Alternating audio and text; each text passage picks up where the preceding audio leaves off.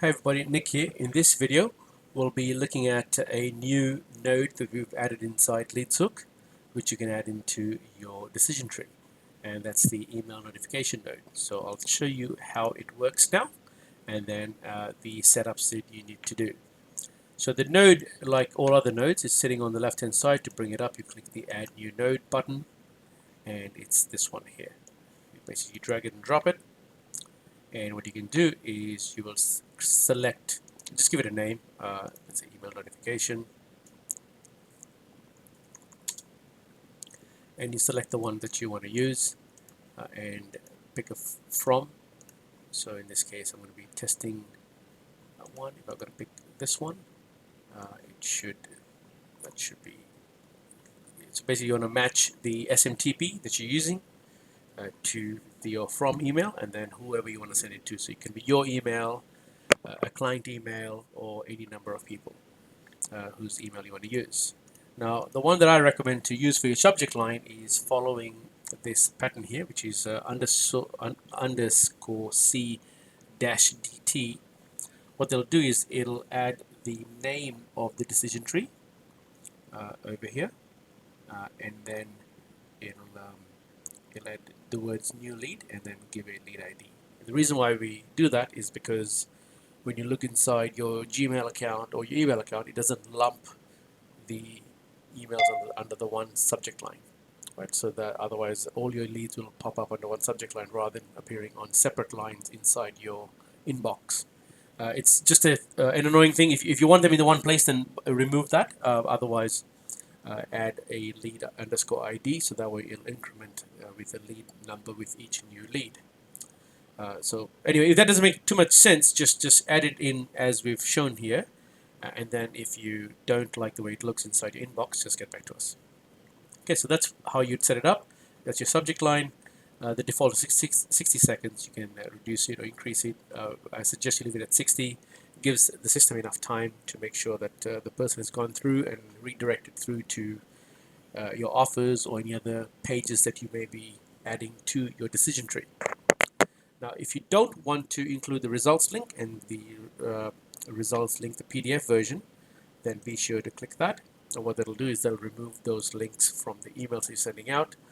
This is particularly useful when you are selling leads to third parties and you don't want to show them that you're using LeadsHook. Then you can just click that, and they'll just get the details of the leads that you've captured inside LeadsHook. Okay, so that is how you send the lead out.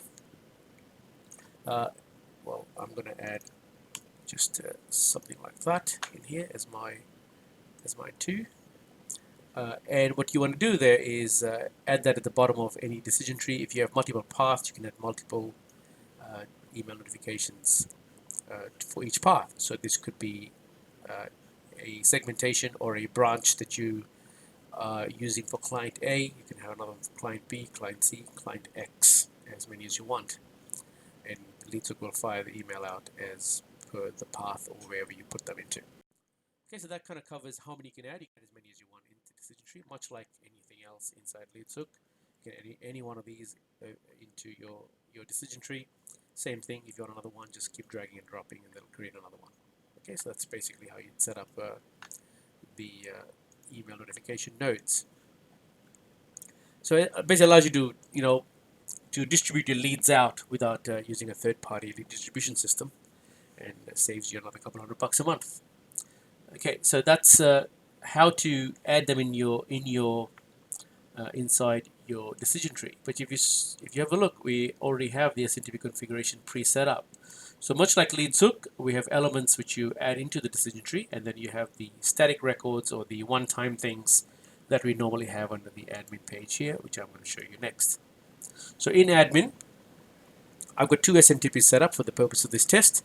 The first one is just a normal WeTesting.com. It's a kind of throwaway HostGator type of an account that we're using. A couple of bucks a month to keep it and use it primarily for testing.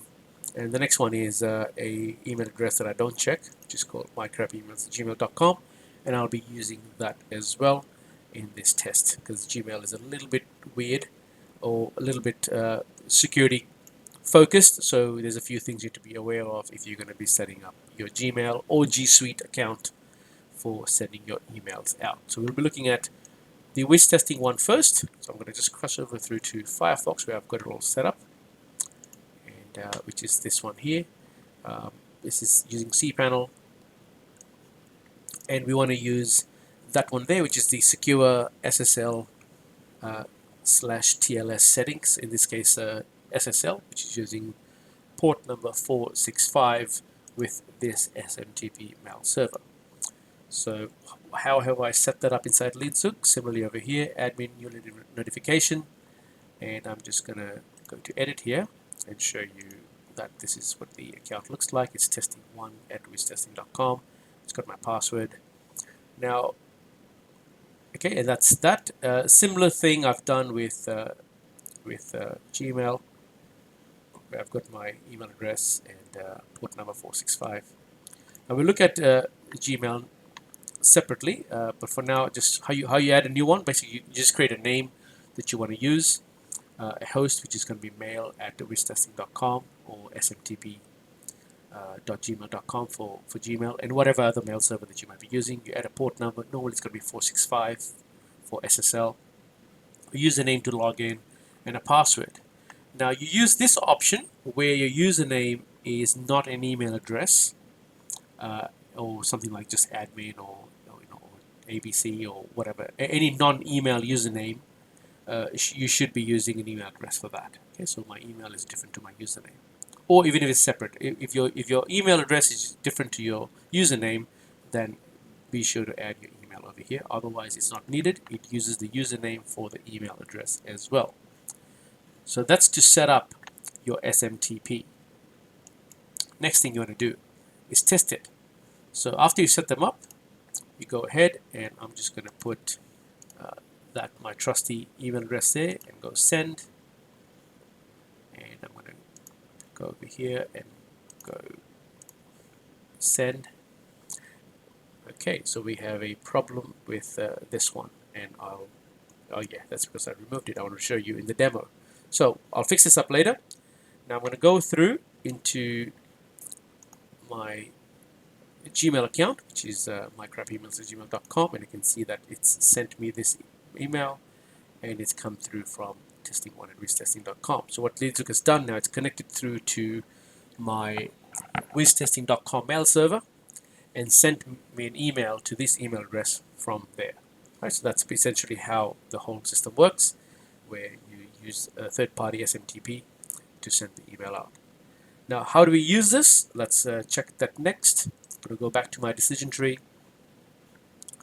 go to email notification, go inside the notification here, and I'm going to select whiz testing, and I'm going to go testing 1 basically, send it through to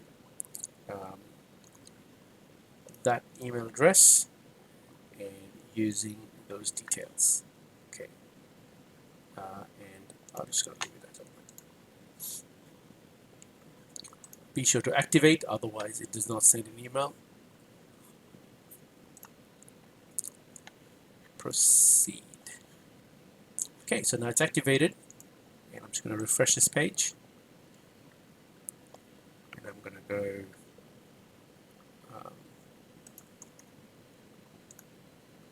and whiz testing. Yeah, we make sure we get the right one, and mycrappyemails@gmail.com. Submit, and that's basically done, right? So I've gone through my decision tree, and that's gone. What I'll do is I'll show you. It's going to take about 60 seconds for it to get here, because that's the default, is 60 seconds. So while that's happening, I'll go through and set up the Gmail address for using Gmail or G Suite. So a few things to watch out for when you're doing Gmail is Gmail, the security kind of goes a little bit all over the place. So what I'll do is I'll share with you what to do. When you first set up your Gmail account, you'll probably get a security message right over here to say that someone's trying to hack into your account or something. So there are a few things you can do there. So the first option that I'm going to share with you is just be aware of the less secure apps access. Sometimes you have to, okay, so sometimes Google will reject the email or it'll give you a security warning, and you might have to come in here to basically turn this setting on, which is turn on the less secure apps access. Now, I'd leave this as the last option because in my testing I had to do this once or twice, but not every time. So I'm not quite sure at what point Google decides that the app is not secure. So we'll go, leave it as an option here. If you need to use this, then by all means use it. But we don't use anything non-secure, so I'm not sure when this pops up. Perhaps it could be because I was testing port 25. Port 25 is normally used for emails that is not secure, which is this one here. Not the non-SSL version is not recommended. So I did test this port just to make sure it all worked. In case you were using an SMTP that did not have a secure setting, and it could be that I received that warning when I was playing around with that. So I'll just leave it here as that if you do get stuck, this is where you come in under security settings in your Google account and go to less secure apps access, and you will turn that on by clicking this button, and you click it on basically. Right, so I'm not going to do that now, but that's basically it. Right, so I'm going to click that off. I'm going to go through to show you how to do it properly. So the first thing you're going to do is when you log into your Google account, you go to security. So first you go to, oops, not there. You will go to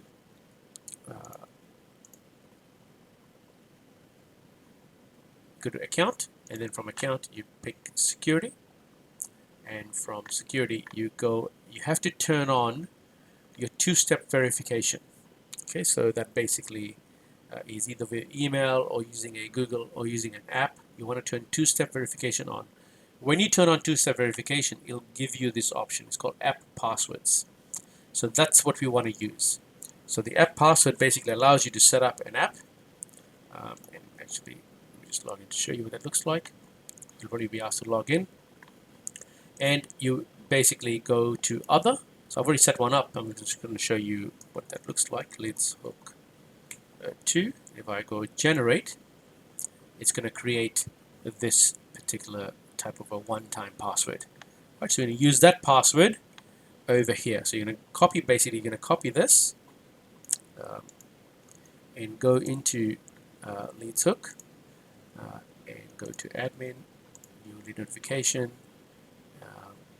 and edit, and you're going to basically put that in the password section over here. Alright, so that's what you want to do. And when you do that, it'll automatically it'll basically, Google recognizes that this is an app that you've actually specifically given permission for inside Google, so that way it doesn't get all funny with the security settings. Alright, so I'm going to go ahead and pause the video because this is not the password that I want to use. I'll use a separate one, and then I will continue with the video. So I'm going to pause now. Okay, so I created a brand new password, which I've added. It says not used. It hasn't been used yet. And what I did was I came over here and I added my password in, so that way I've got an app safe password inside LeadsHook. I'm going to go ahead and test this now. And I'm going to go and do that. And it's going to show that it is successful. So therefore the SMTP settings work. I can confirm that by going into my Gmail account over here. So that's the coming from Gmail. So there you go. That's Gmail setting right there. And this is the security warning to tell me that I've just set up a app password. And that's basically it. Now, where's the lead? Okay, well, the lead is sitting in spam. Top dating. All right. Clearly a spammed account. All right. Gonna move that right over here, or indicate it's not spam. So that way, when you first get your email, you'll see that it looks like this. So you see, it's no new lead notification node. that's the name of my decision tree. That's what the custom field does in the subject line, and it's got this lead ID here. So there you go. That's what it looks like, which is what I saved. So this is what you're going to send to each of your leads and customers. Now, if you select the option of not showing the results page link, it'll remove these results page link from this particular email. And that setting, which we saw, was over here. I'm just going to go to View, Notification, and that's that setting over here. So if I tick that on, then LeadsHook will remove that and any PDF fields that you may have from your email that you send out. So your client does not see a results page link, and they only get the details that they've captured. Right, so I hope that kind of gives you an understanding of how that works. So I'm going to go ahead with my last step, which is to show you the email being fired from Gmail, and this is what it does. So that's the name of the decision tree and the lead ID, which, if you have a look, is right over here. That's the name of the. Now, if you don't want to put them in the square brackets, then be sure to remove the square bracket over here. That's what I've done, but you don't need to do that if you don't want to. And then the bracket with the lead ID. Okay, so now I'm going to go ahead and show you firing the same thing from Gmail. So to do that, I'm going to deactivate. I'm going to go to email notification. And I'm going to select that. Be sure to change that because your from should match the SMTP. And I'm going to go ahead and save this. And then I'm going to activate this.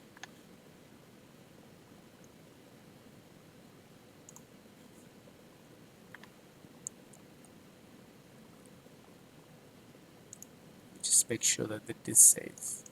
So view. Go to notification, and yep, that is correct. Okay, so we're just going to refresh this page again, and this time I'm going to put Gmail SMTP. Oops.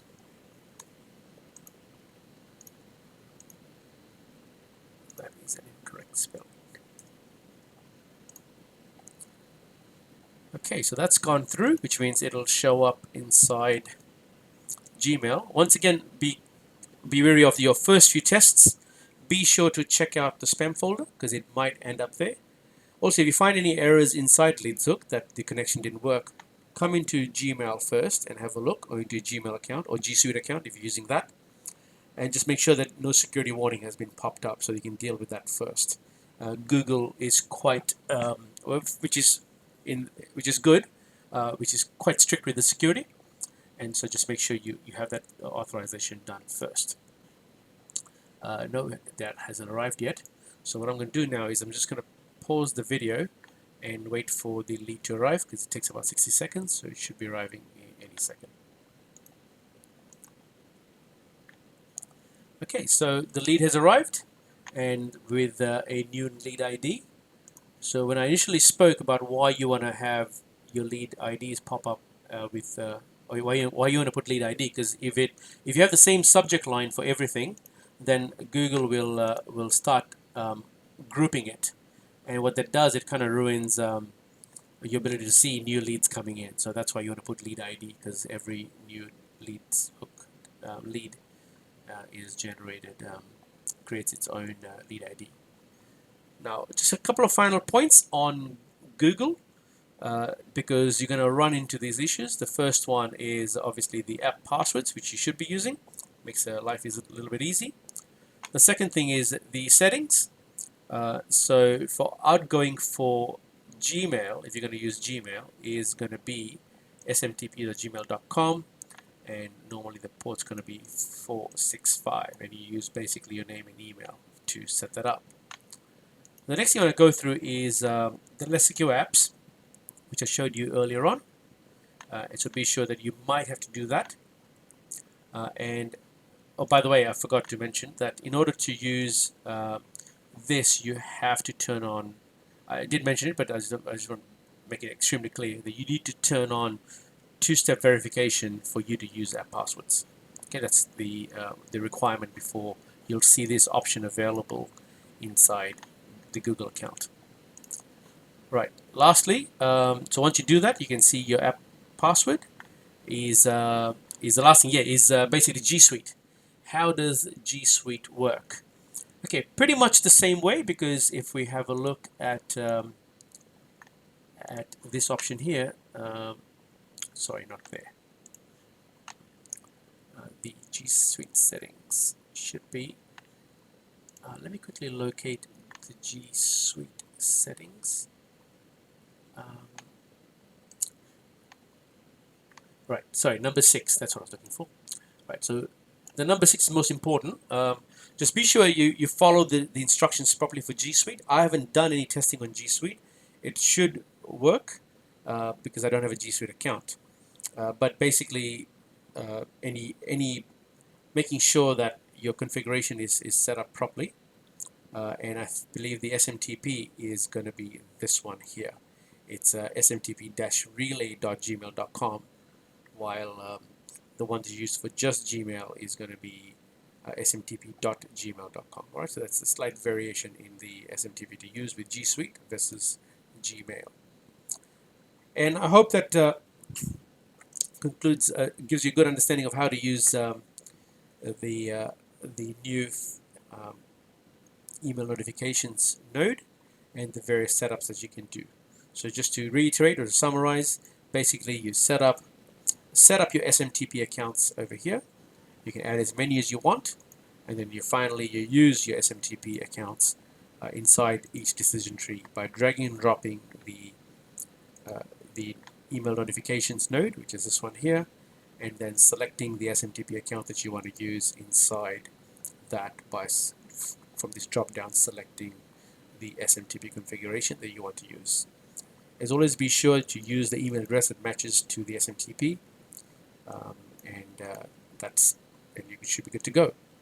And I hope that gives you a good understanding of how to set this whole thing up. And I look forward to, if there are any issues, I look forward to getting your support tickets at help@leadshook.com. And that concludes this video. Thank you, and bye for now.